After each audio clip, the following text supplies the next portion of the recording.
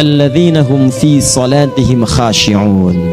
Syarat pertama, kalau ingin mendapatkan surga Firdaus tadi dan kebahagiaannya diturunkan ke bumi, dibawa sampai mati, masuk ke alam kubur lebih bahagia lagi, maka amalan pertama untuk melatih menguatkan iman itu, coba berlatih untuk menunaikan sholat dengan khusyuk. Kalau anda kerjakan benar sholat ini, maka apa yang anda dapatkan? Teman-teman ingat betul, saya mau tanya sebentar. Keabadian yang abadi disebut dengan sa'id. Kalau kita ingin turunkan ke dunia percikannya kita dapatkan, usahanya disebut dengan apa? Masih ingat? Aflah itu kalau didapatkan, kata dasarnya apa tadi? Falahun.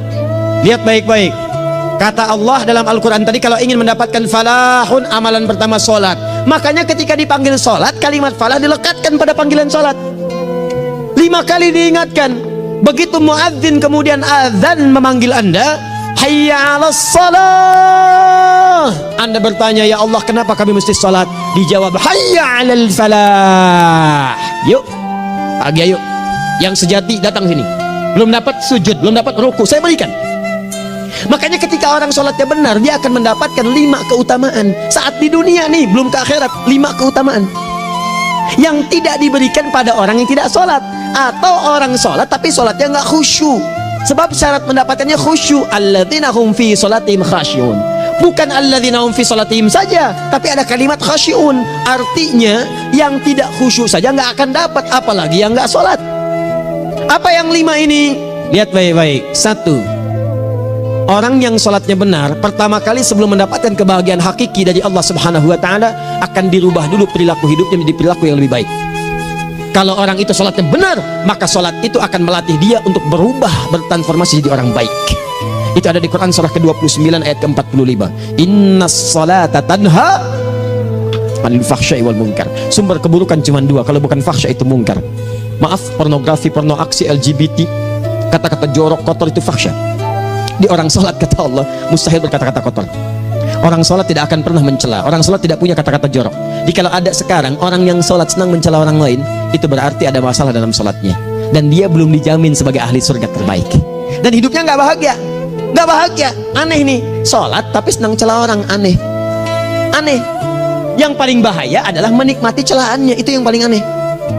Anda ngaji, Anda ikut taklim, taklimnya sesuai Quran, taklimnya petunjuk sunnah. Anda sholat, Anda puasa, tapi Anda masih senang mencela orang lain dan menikmati celahan itu. Kalau nggak mencela, kayaknya nggak komplit kehidupan. Maka ada yang salah dengan ibadah Anda, ada yang keliru. Karena mustahil taat bertemu dengan maksiat, itu mustahil. Mungkar, keburukan yang diingkari oleh hati, sumbernya nafsu perut dengan akal. Bohong, mencuri, menipu, membunuh, merampok, membegal, mabuk dan sebagainya, itu namanya mungkar. Orang sholat gak mungkin mengerjakan mungkar. Jadi kalau sholat kita benar, cukuplah Anda sholat, maka Anda akan jadi orang baik. Makanya kata Nabi, Anda punya anak dari kecil ajarin sholat. Sholat kalau naik jadi balik, kerjakan terus. Kasih pelajaran membuat dia mengerti. Kalau masih susah, berikan pelajaran. Ini sering diterjemahkan dengan memukul. Mukul di Arab beda dengan konteks mukul sekarang. Mukul di Arab tuh ngasih pelajaran supaya ngerti. Anda bisa terjemahkan dengan konteks lain. Uang jajannya tahan, yang kesukaannya simpan dulu. Bisa dengan konteks kekinian. Tapi poinnya, kenapa anak Anda dari kecil ajarin sholat, sampai kenalkan dengan masjid, ajari 3 tahun bawa ke masjid, kenalkan dengan masjid. Gak ada masalah lari-lari itu sebelum waktu sholat. Kenalkan dulu. Dulu orang-orang tuh begitu, sebelum waktunya dikenalkan jalan, begitu lari biarin dulu. Setelah itu diberi pengertian. Nah, ini bukan tempat berlari, yang berlari di sana nanti, yang di sini nanti akan ada orang-orang baik semuanya. Terus anda lihat berbaris, baris rapi. Kalau pengen baik ikutan baris nanti. Terus nanti ada yang mimpin di depan, namanya imam. Imam itu siapa ya? Tetangga kita bukan yang Pak Imam, bukan. Kalau tetangga kita namanya Imam S. Arifin. Kalau yang ini imam sholat namanya. Imam sholat itu nanti akan pimpin menyembah Allah. Allah siapa ya? Allah itulah yang memberikan ayah rizki. Allah itu yang memberikan ayah rizki sehingga bisa beli tobot buat kakak, beli robokar poli, ini yang poli, ini yang embers, ini yang heli, ini beli kakak semuanya tuh. Yang kasih Allah. Nanti kalau kakak bagus bisa ikut rapi di sini, Allah akan senang, akan ditambah lagi oleh Allah. Oh begitu ya, datang begitu caranya. Ini bukannya waktu sholat belum dikenalin, udah dibawanya main-main di masjid.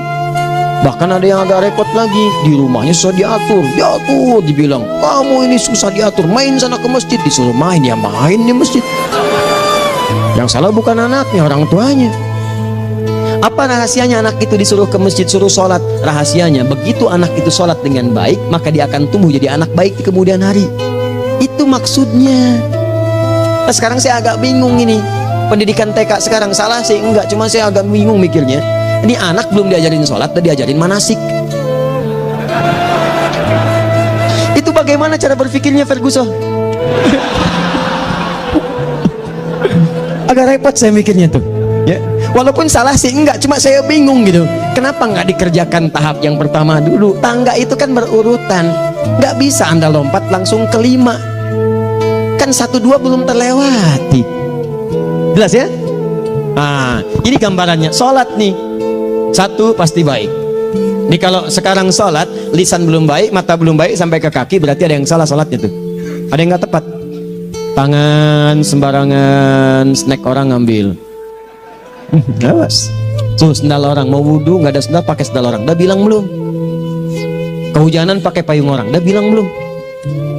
Ya kan gampang Ustaz. Ini kan juga mungkin diikhlaskan karena Allah. Ya ikhlas, cuman pakainya belum minjam. Bagaimana kalau sedang pegang payung itu keluar, Anda meninggal? Nah, coba mikirin ke situ. Coba ke kantor, kalau didorong proyek yang nggak jelas minta tanda tangan, pikir lu bagaimana kalau meninggal. Kemarin saya sama teman-teman artis saya katakan begini, Anda ya, kalau Anda mengaji dengan saya, jangan pernah menerima peran maksiat. Walaupun itu sekedar adegan, tapi itu maksiat. Kalau bayangkan ketika Anda memerankan itu, Anda diwafatkan oleh Allah Subhanahu Wa Taala. Maka demi Allah saya katakan tidak ada faedahnya Anda ngaji sekarang, ngaji besok. Ketika Anda menerima peran itu, Anda wafat dalam keadaan bermaksiat di hadapan Allah Subhanahu Wa Taala. Maka saya pun katakan pada Anda, ayo belajar yang betul, pahami, bangun sholat, belajar, dalami seperti orang tua kita dulu. Tinggalkan nyontek, budaya yang nggak jelas. Rasakan ketika nyontek Anda wafat, apa yang Anda dapatkan? Di Libya itu kalau nyontek, di Libya ya, saya pernah sekolah di Libya nih, itu kalau nyontek dibiarin aja dulu, dan rekornya 100% ketahuan.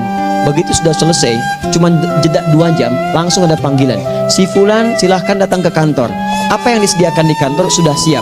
Anda diberi waktu 2 jam dari sekarang, siapkan beres-beres koper Anda. Di sini saya tertulis Anda akan pulang, tiketnya sudah lengkap, dikawal 2 orang, dituliskan di situ anak ini nyontek gak boleh kembali ke sini. Libya. Gak ada, zero tolerance bagi yang seperti itu, keluar. Kami gak terima di sini. Harusnya begitu. Gak ada faedahnya. Yang kita butuhkan amalan dari ilmu, bukan nilai-nilai itu sementara. Gak ada. Sudah. Nah ini akhirnya begini kualitasnya nih. Tertulis di ijazahnya bagus, cum laude, IPK-nya 4, tapi nggak ada aplikasinya. Yang pintar banyak, kita butuh yang baik, pintar yang baik. Sekarang yang pintar banyak, kepintarannya dipakai untuk nipu orang. Itu yang bahaya. Ahli hukum banyak yang dihukum, ahli ekonomi tidak bisa mengangkat perekonomian. Apa yang salah? Apa yang salah? Ini yang jadi persoalan. Tapi dasar manusia, begitu di sidang mulai pakai peci, pakai baju koko, pakai tasbih, dan pakai kerudung.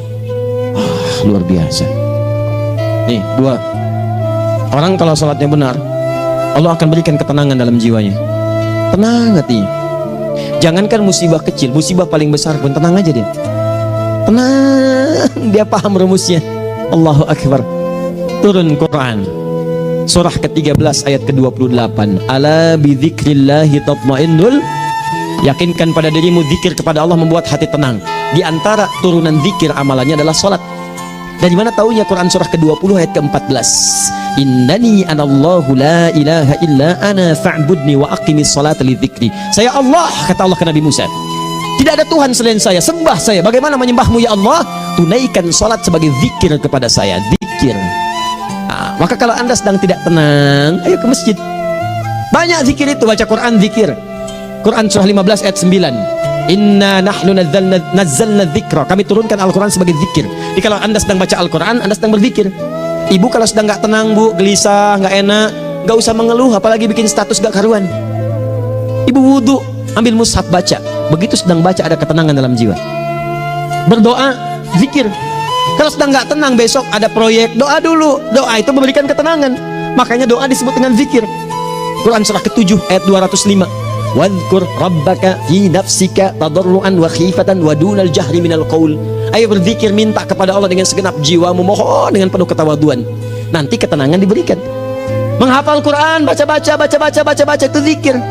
Quran surah ke-54 ayat 17, 22, 32, 40. Walaqad yassarnal Qur'ana lidzikri fahal min muddakir.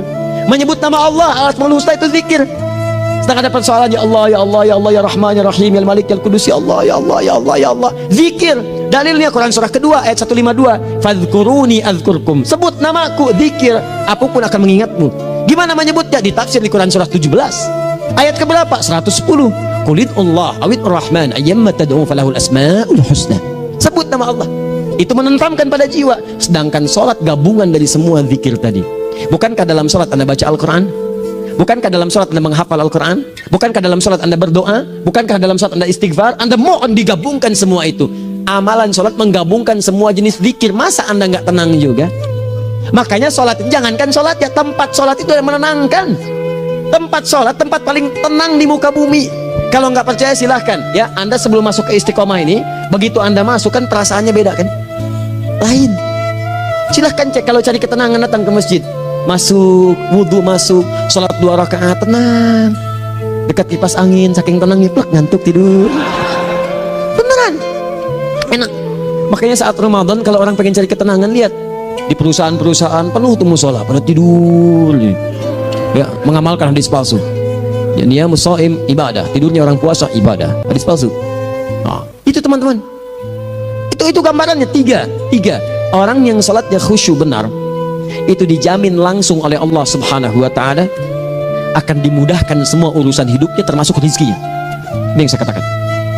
Jadi saya katakan tadi, di akhirat ini, di surga, rezeki tinggal ngambil. Anda kalau benar sholatnya, itu langsung dijanjikan oleh Allah. Rezeki itu nggak perlu Anda banyak pikirkan. Ikhtiar sedikit, datang. Bahkan dari sisi yang tidak Anda duga. Apa dalilnya? Quran surah ke-65 ayat 2 dan 3. Ditafsir di Al-Baqarah ayat 2 dan 3. Wa may yattaqillaha yaj'al lahu makhraja. Ada orang yang meningkatkan takwanya kepada Allah, kami mudahkan urusan hidupnya. Setiap persoalannya diberikan jalan keluar, mudah. Solusi. Setiap ada problematika, ada solusi. Wa yarzuqhu min haitsu la yahtasib. Dan kalau dia ingin mendapatkan rezeki, bahkan kami kirimkan dari sisi yang tidak dia duga. Orang lain capek ini datang lagi, tawaran proyek datang lagi. Utsman tuh masya Allah kayanya banyak, tapi yang paling dirindukan bukan saat mendapatkan peningkatan omsetnya, yaitu saat dia mendapatkan waktu khusus dengan Allah untuk sholat malam hari, sampai-sampainya sempat sholat tahajud sampai khatam Al-Quran. Abdurrahman bin Auf demikian, Tamim Ad-Dari demikian, sholat karena tahu sholat itu meningkatkan rizki. Karena tahu kuncinya ada di situ, Allah yang punya rizki, disebut dengan Razak, pemilik rizki. Maka saya harus punya hubungan dekat dengan Allah. Kalau sudah punya hubungan dekat, mau apa aja gampang. Belum minta, udah diperhatikan. Silahkan cek, Anda punya hubungan baik dengan bos Anda di kantor. Ya, sebelum Anda minta, beliau udah pikirin tuh. Telepon bendahara, dia udah ngambil belum gajinya? Belum Pak, tambahkan bonus sekian. Kenapa? Karena dia mengawasi Anda. Allah maha tahu dibandingkan dengan bos Anda. Mendekat kepada Allah, semua diperhatikan oleh Allah.